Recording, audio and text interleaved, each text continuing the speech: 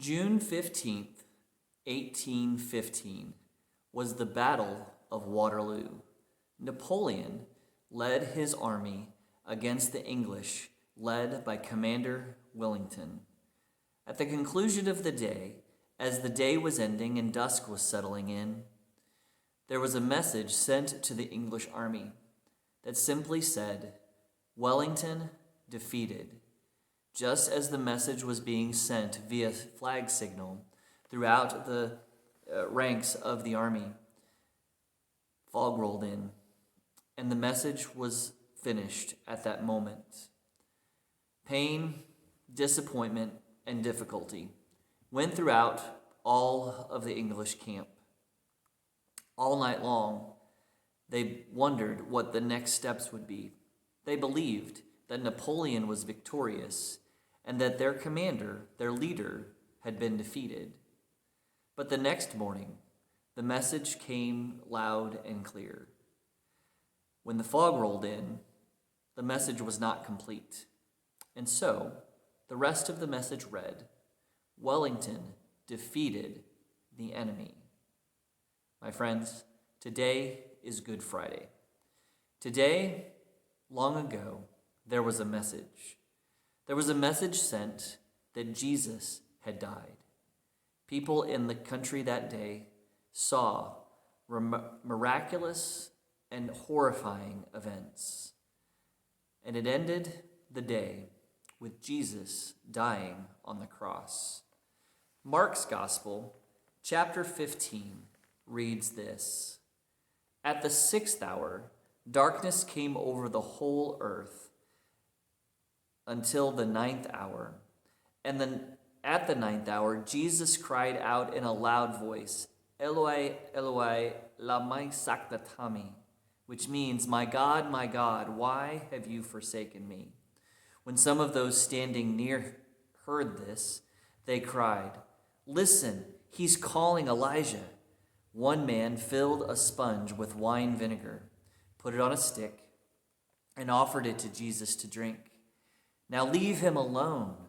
Let's see if Elijah comes to take him down," he said.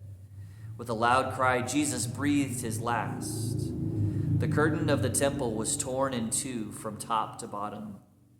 And when the centurion who stood there in front of Jesus heard this cry and saw how he died, he said, "Surely this man was the Son of God."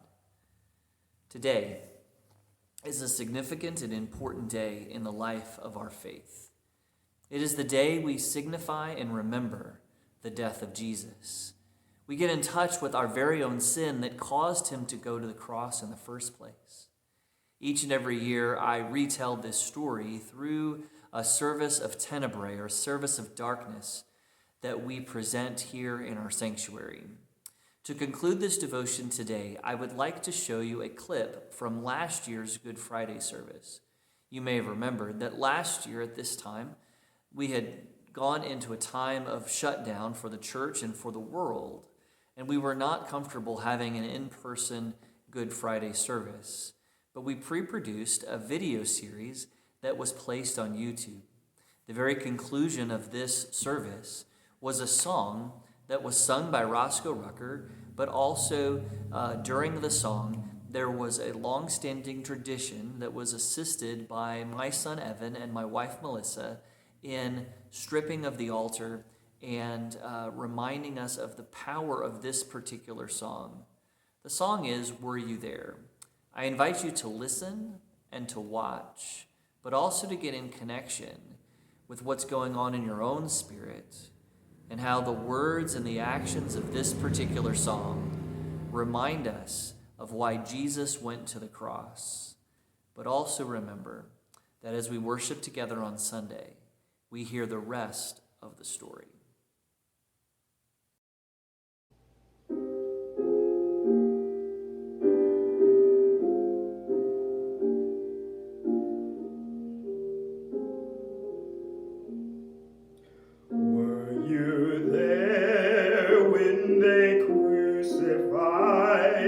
My Lord,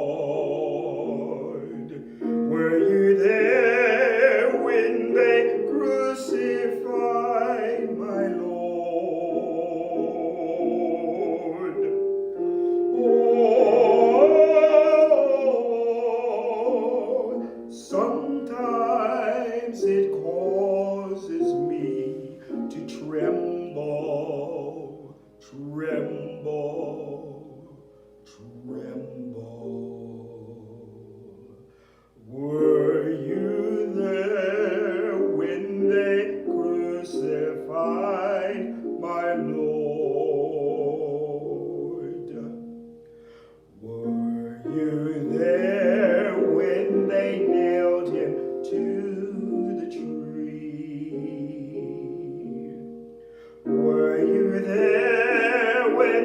they nailed him to the tree.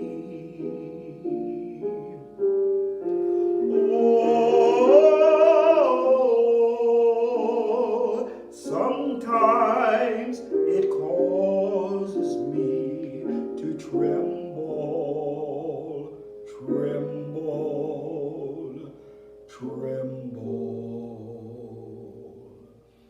Were you there when they nailed him to the tree? Were you there when they pierced him in the side?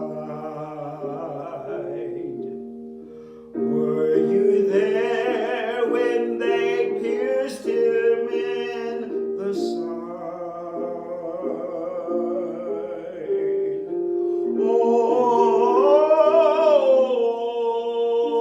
Oh, sometimes it causes me to tremble, tremble, tremble.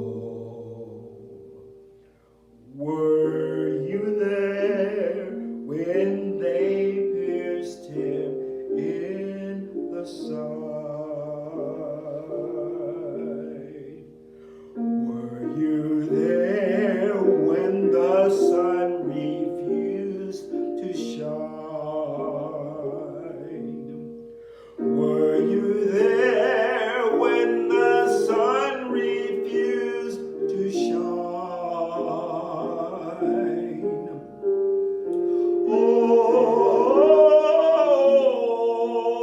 Oh, sometimes it causes me to tremble, tremble, tremble. Were you there when the sun refused to shine? Were you there when they laid him in the tomb? Were you there when they laid him in the tomb?